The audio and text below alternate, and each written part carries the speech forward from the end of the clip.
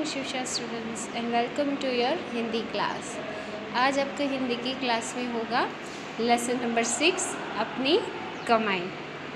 ये जो लेसन है, इस लेसन में हमें बताया गया है कि अगर हम अच्छी मेहनत करते हैं और काम करने की लगन हमारे दिल में है तो कार्य में हम सफल होते हैं और सबका दिल भी जीतते हैं।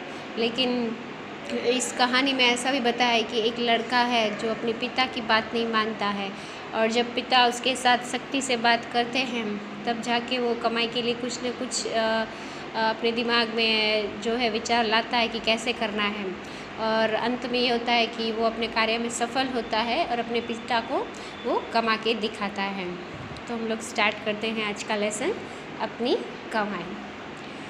किसी शहर में एक व्यक्ति रहता था, उसका नाम था सुखीराम। उसने समुद्री व्यापार से बहुत धन कमाया था। अब वह बूढ़ा हो चुका था और चाहता था कि उसका पुत्र उसका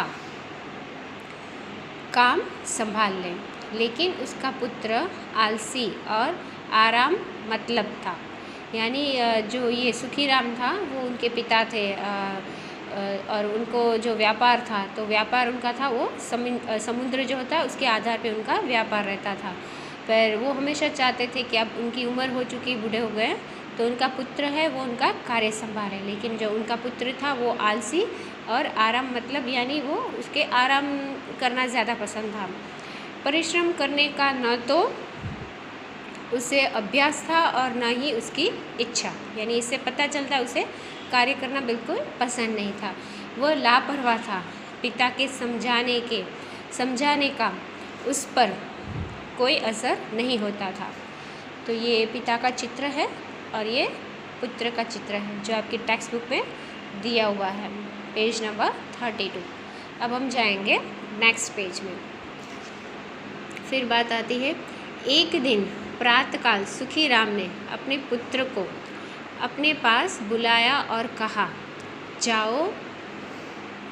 जाकर कुछ कमाकर लाओ, नहीं तो रात को भोजन नहीं मिलेगा। पिता के बार बार समझाने पर भी पुत्र मान नहीं रहा था। फिर एक दिन सुबह उसको अपने पास बुलाया सुखीराम ने और उसे कहा कि जाके कमा के लाओ, नहीं तो रात का भोजन नहीं मिलेगा। अब जो लड़का सीधे अपनी माँ के पास गया और रोने लगा। जब बेटा रोता है तो माँ है उसकी मदद करती है। तो वैसे भी माँ होती है, उसको बच्चों के लिए बहुत प्यार होता ही है, पिता को भी होता है, लेकिन पिता है वो बच्चों को कुछ ज़्यादा सिखाने के लिए उनके साथ थोड़ी सख्ती रखती है, लेकिन माँ होती है कई बार प्यार में बच्चों को साथ भी देती है। तो यहाँ भी ऐसे ही हुआ, बच्चा जब रोता है तो माँ ने उसको साथ दिया। माँ ने बेटे की आँखों में आंसू देखे, मुख पर चिंता और शोक की मलिनता देखी तो उसकी ममता बेचैन हो गई। अब यहाँ पे माँ की ममता जागी और बच्चे का ये चेहरा देखे उसको तरस आता है अपने बच्चे पे और वो मदद करती है। उसने अपना संदूक खोला। संदूक यानी पहले के समय में जो पैसे रखते थे संदूक में रखते थे, तो संदूक खोला और एक अशर्फी निकाल कर बेटे को दे दी। यानी जब वो देखती है कि बेटा उसका कमाई कर नहीं पाता है और उसका चेहरा रोता हुआ देख के माँ है वो उसे मदद करती है अशर्फी देख के। रात को पिता ने पुत्र से पूछा, आज तुमने क्या कमाया? लड़के ने जेब से अशर्फी निकालकर पिता के सामने रख दी। पिता ने कहा, इसे कुएं में फेंक दो। अब आप ये समझ रहे कहानी यहाँ पे क्या है। माँ ने मदद की, पिता ने जब कमाने के लिए कहा तो वो जो कमाई के आधार पर अशर्फी मिली थी वो पिता को तो दी, लेकिन पिता खुश नहीं होते और उसे बोलते हैं कि इसे कुएं में फेंक दो। अब कुएं में क्यों फेंक दो, इसके पीछे भी एक राज है। अब हम जानते हैं और कि ये कहानी में क्या है। लड़के ने तत्परता के साथ पिता की आज्ञा का पालन किया। अब पिता ने कहा था तो बच्चे ने मान लिया और जो अशर्फी माँ ने दी थी वो उसने कुएं में डाल दी। जब बच्चा पिता के कहने पे अशर्फी कुएं में डालता है तो अनुभवी पिता सब कुछ समझ गया। देखिए यहाँ पे क्या है, अनुभवी पिता सब कुछ समझ गया। बेटे को कहा, बेटे ने अशर्फी थी वो कुएं में डाल दी। तो अनुभवी पिता यानी क्या होता है, अगर आज आपको कोई कहता है कि हाँ ये ऐसा करो, तो हमने अगर खुद किया है तो अपनी मेहनत के लिए हम अपनी आवाज़ करेंगे कि ना मैंने खुद किया है। तो यहाँ पे तो बेटा है वो बोलता ही नहीं है कुछ, पिता के कहने पे उसने डाल दिया। यानी यहाँ से ये स्पष्ट होता है कि उसने खुद से कमाई हुई नहीं थी, तभी तो उसने कुछ बोला नहीं। फिर क्या होता है, अगले दिन उसने अपनी पत्नी को, पुत्र को अशर्फी देने से मना कर दिया। फिर उसने अपनी पत्नी को भी बता दिया कि अब वो दूसरी बार उसको अशर्फी नहीं दे उसके बेटे को, और पत्नी मान जाती है। फिर तीसरे दिन सुखीराम ने फिर पुत्र को बुलाया और कहा, जाओ कुछ कमा कर लाओ, नहीं तो रात को भोजन नहीं मिलेगा। अब फिर तीसरे दिन पिता है उसे बुलाकर बेटे को कहते हैं कि कमा कर लाना है। लड़का फिर अपनी माँ के पास गया। अब यहाँ देखो दूसरी बार वो अपनी माँ के पास जाता है, लेकिन उसकी माँ ने उसे पैसे नहीं दिए। पैसे नहीं दिए क्यों? क्योंकि पिता ने मना किया था माँ को देने के लिए। तो अब लड़का अपनी बहन के पास जाकर रोने लगा। जाहिर सी बात है, मम्मी नहीं हेल्प करते हैं तो हम अपनी बड़ी सिस्टर होते हैं या बड़ा भाई होता है उसके पास जाते हैं हेल्प के लिए। तो यहाँ जो लड़का था वो अपनी बहन के पास जाता है। बहन ने अपना सिंगारदान खोलकर उसमें से 1 रुपया निकाला और भाई को दे दिया। अब बहन थी उसके पास पैसे थे तो उसने अपना सिंगारदान भी एक ऐसी जगह है जहाँ पैसे रखे जा सकते हैं, तो बहन थी उसने भी अपने भाई को मदद की 1 रुपया दे के। रात को पिता ने पुत्र से पूछा, आज तुमने क्या कमाया? अब फिर पिता है वो रात को पुत्र से बात करते हैं और पूछते हैं, आज तुमने क्या कमाया? लड़के ने 1 रुपया जेब से निकाल कर पिता के सामने रख दिया। जैसे माँ ने अशर्फी दी तो वैसे उसी टाइम भी पिता ने कहा था कि कुएं में डाल दो। इस बार बहन ने 1 रुपया दिया तो पिता के सामने रखते हुए बोलता है कि ये कमा के लाया। फिर पिता कहते हैं कि इसे कुएं में फेंक दो। लड़के ने तत्परता के साथ पिता की आज्ञा का पालन किया। देखो दूसरी बार भी पिता ने जब कहा तभी भी पुत्र ने कुछ नहीं बोला, और पिता ने जैसे कहा कि कुएं में डाल दो उसने डाल दिया। अनुभवी पिता सब कुछ समझ गया। यहाँ फिर पिताजी को पता चल जाता है कि इसने खुद नहीं कमाया था। अगले दिन उसने अपनी बेटी को बुलाकर भाई को पैसे देने से मना कर दिया। जैसे पत्नी को मना किया वैसे बेटी को भी मना किया भाई को मदद करने के लिए। मना क्यों किया पिता ने? क्योंकि पिता खुद भी चाहते थे कि जैसे वो खुद परिश्रम करते हैं और आगे आए तो वैसे अपने पुत्र को भी भविष्य के लिए मेहनतू देख के उसका जीवन बनाना चाहते थे। इसलिए ये एक तरीका था कि वो उसकी मदद कर सके और उसे कुछ बनाने के लिए सहाय कर सके। इसके बाद उसने लड़के को बुलाकर कहा, जाओ कुछ कमा कर लाओ, नहीं तो रात को भोजन नहीं मिलेगा। फिर तीसरी बार उसको बुला के बात करते हैं कि कमा के लाओ, नहीं तो भोजन रात को नहीं मिलेगा। लड़का बारी बारी से अपनी माँ और बहन के पास गया। अभी देखो माँ ने मदद की थी, बहन ने फिर से उन दोनों के पास जाता, लेकिन इस बार दोनों में से कोई ने उसकी मदद नहीं की। देखो बच्चों, यहाँ पे सुबह ही पिता क्यों बुलाते हैं अपने पुत्र को? क्योंकि सुबह जब उसको चेतावनी दी जाती है कि रात तक कमा के लाना है, यानी उसके पास पूरा दिन रहता है कुछ कमा के लाने के लिए। लेकिन यहाँ एक और भी बात हमें समझनी है कि हमें कुछ कमाना है तो सही तरीके से कमाना है। ऐसे नहीं कुछ गलत कार्य करके किसी से पैसे उधार लेना, या मम्मी पापा या भाई बहन जो भी घर में हो, बड़े हो, उसके किसी के पैसे छीन लेना या बिना बताए पैसे लेना, ये भी सारी गलत बात है। तो सही तरीके से हमें कोई भी कार्य करना है। लेकिन दोनों ने उसे पैसे नहीं दिए, दोनों ने उसे पिता की आज्ञा मानने की सलाह दी। लड़का सारा दिन उदास रहा। अब यहाँ पे पिता ने मना किया था तो माँ और जो बहन थी वो मदद के लिए राज़ी नहीं थे, और ये बात देख के कि उसे कोई अब मदद करने वाला नहीं रहा, तब लड़का जो है वो सारा दिन उदास रहता है कि अब क्या करूँ जिससे कमा के ला सकूँ और रात को भोजन भी मिले। फिर उसकी आंखों से आंसू बहते रहे, परंतु आंसुओं को देखने वाली प्यार की आंखें द्रवित न हुई। लेकिन जब माँ होती है, ये आंसू देख के उसकी दिल में एक दया आती है अपने बच्चों के प्रति, लेकिन यहाँ तो उसके आंसू देख के भी कोई भी उसको मदद नहीं कर पा रहा था, क्योंकि ये उसके भविष्य की बात थी। विवश होकर शाम को वह उठा और बाजार में जाकर मजदूरी खोजने लगा। अभी देखो सुबह को उसको वार्निंग मिली हुई थी वो कुछ कर नहीं पा रहा था, मदद नहीं मिल रही थी। फिर शाम को उसको एक विचार आता है और वो बाज़ार जाता है कि शायद उसे कोई काम मिल जाए या मजदूरी कुछ भी, जिससे उसे 2 पैसे कमा के ला सके। उसकी मुलाकात एक सेठ से हुई। अब यहाँ देखो जो कहानी है वो थोड़ी सी बदलती है। उसकी मुलाकात एक सेठ से हुई। सेठ ने कहा, मेरा संदूक उठाकर मेरे घर तक ले चलो।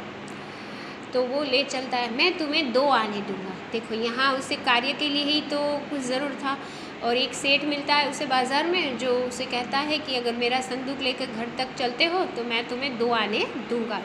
देखो 2 आने हैं, ये जो हमारे दादा परदादा जो होते थे ना, उसी के वक्त की बात है कि तब 1 रुपया यानी बहुत पैसे होते थे। जैसे अभी हमारे लिए 10 रुपये होते हैं, वो बहुत कम लगते हैं कि नहीं इतने सारे चाहिए, लेकिन उस समय की बात है जब दादा और उनके भी दादा हुआ करते थे, पापा सब, तब उस समय ये आने की बात हुआ करती। इसलिए इस कहानी में हमें यहाँ बताया जाता है कि उसे संदूक उठाने पर उसे कितने पैसे जो सेठ है वो देता है, यानी उसे कहता है 2 आने दूंगा। सुखीराम के बेटे ने संदूक उठाया और उसे सेठ के घर तक पहुंचाया। देखो यहाँ वो सेठ का पुत्र था, लेकिन कमाने की बात आती है तब वो अपनी पहचान नहीं होती है कि वो सेठ का पुत्र है। लेकिन सेठ का पुत्र कब है? जब तक वो सेठ ने अपना उसे बना के रखा है। लेकिन अगर धीरे धीरे धन ख़त्म हो जाता है तब फिर कोई हमारी पहचान नहीं रहती है। फिर उसकी सारी देह पसीने से तर हो गई। देह पसीने से तर हो गई यानी उसने कभी कोई मेहनत तो की नहीं थी। जब उसने संदूक उठाकर चलते हुए वो सेठ के घर तक गया तब उसका जो शरीर था पूरा पसीने से लथपथ हो जाता है। पाँव काँप गए। पाँव क्यों काँप गए? क्योंकि कभी मेहनत की नहीं थी और वज़न वाली चीज़ कभी उठाई नहीं थी। तो जब सिर पर इतना भारी संदूक होगा तो जाहिर सी बात है कि पाँव काँप गए। सेठ ने उसे पॉकेट से निकाल कर 2 आने दिए। देखो माँ ने संदूक से दिए, बहन ने सिंगारदान से दिया, सेठ ने पॉकेट से निकाल कर पैसे दिए। तो लड़का थका थका अपने घर पहुंचा। अब उसने कभी मेहनत की नहीं थी, इतना कार्य करने पर भी वो थक जाता है और वो जो उसे पैसे मिले थे 2 आने वो लेके घर पहुंचता है। पिता ने पुत्र से पूछा, आज तुमने क्या कमाया? देखो फिर उसे पिता पूछते हैं कि आज क्या कमाया? लड़के ने जेब से 2 अन्नी निकाल कर पिता के सामने रख दी। अब जो उसने कमाया था पिता के पास वो लाकर दिखाता है कि ये कमाया। पिता ने कहा, इसे कुएं में फेंक दो। अब देखो फिर से पिता कहते हैं कि कुएं में फेंक दो। देखो बच्चों यहाँ गुस्से की बात नहीं आती कि हर बार पिता ऐसा क्यों कहते कि कुएं में फेंक दो, क्योंकि उसने पिता से तो ना बात की थी कि वो कहाँ से पैसे लाए और ना पिता को पता था कि वो पैसे कहाँ से ला के दिखाता है। पहले 2 बार तो पता चल गया तो फिर उसे वहाँ से मदद नहीं मिली, लेकिन इस बार वो जानना चाहते थे कि वो पैसे कहाँ से लाया। तभी फिर पिता कहते हैं कि कुएं में फेंक दो। अब लड़के की आंखें आंसुओं से भीग गई। देखो यहाँ से बात स्पष्ट होती है ना कि 2 बार जब उसे कहा कि कुएं में फेंक दो तब लड़का है कुछ नहीं बोलता और ना ही उसके चेहरे पे कोई हाव भाव आता है। और यहाँ पर क्या होता है, लड़के की आंख में आंसू आ जाते हैं। वह चुपचाप पिता के आगे सिर झुकाकर खड़ा हो रहा। यानी यहाँ पे देखो एक मर्यादा भी दिखाई है कि पिता की मर्यादा रखते हुए आँख में आंसू तो आ गए, लेकिन जो पिता ने कहा वो उसने किया भी, कमा के लाया और अशरफी यहाँ जो उसे 2 आने मिले थे वो कुएं में फिर से फेंक देता है। पिता ने फिर अपनी बात दोहराई, वो पैसे कुएं में फेंक आओ। इस बार लड़के ने हिम्मत बटोरी और कहा, इस पैसे को पाने में मेरी गर्दन टूट गई और आप कहते हैं इसे कुएं में फेंक आओ। अब यहाँ पे देखो बच्चा है वो कहता भी है फिर रह के कि इसे 2 आने कमाने में गर्दन है, उसे कितना दर्द होने लगा और पिताजी आप कहते हो कि इसे कुएं में फेंक दो। यहाँ पे रोते हुए अपनी बात भी स्पष्ट करता है।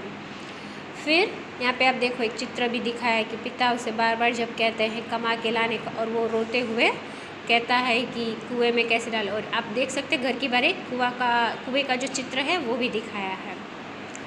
फिर बात आगे जाती है, अनुभवी पिता सब कुछ समझ गया। देखो ये बार बार आ रहा था, अनुभवी पिता सब कुछ समझ गया।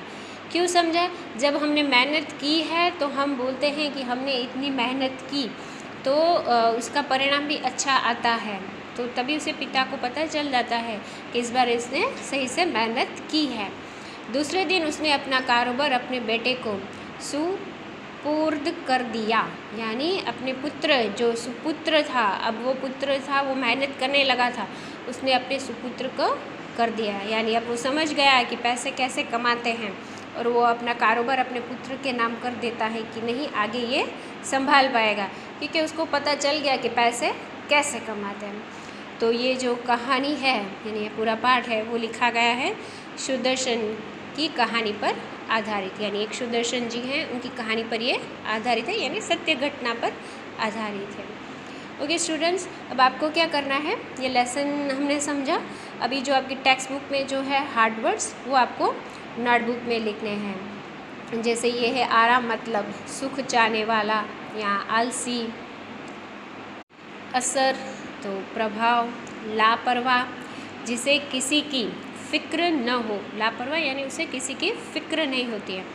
फिर है शौक यानी दुख, मलिनता उदासी, बेचैन व्याकुल, और दूसरा है विवश लाचार, देह शरीर, दो अन्नी यानी दो आने, यानी पुराने समय का सिक्का, देखो यहाँ ब्रैकेट में दिया हुआ है। हिम्मत बटोरना, साहस करना, कारोबार यानी व्यापार, और सुपुर्द करना यानी सौंपना, अपने पुत्र को सारे कार्य वो सौंपता है।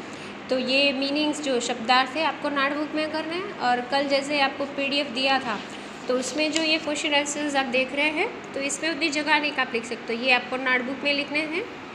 और ये फर्स्ट और सेकंड क्वेश्चन जो है आप अगर यहाँ पे आ सकता है तो ठीक है, नहीं तो ये फर्स्ट और सेकंड भी आप नोटबुक में लिख सकते हैं। और यहाँ पे हमने थर्ड और फोर्थ है वो ओमिट किया है, और बाकी तो आपको जो जैसे दिखाया है टेक्स्ट बुक में जैसे जो था वो टेक्स्ट बुक में ही लिखना है। Okay students, thank you everybody, have a nice day.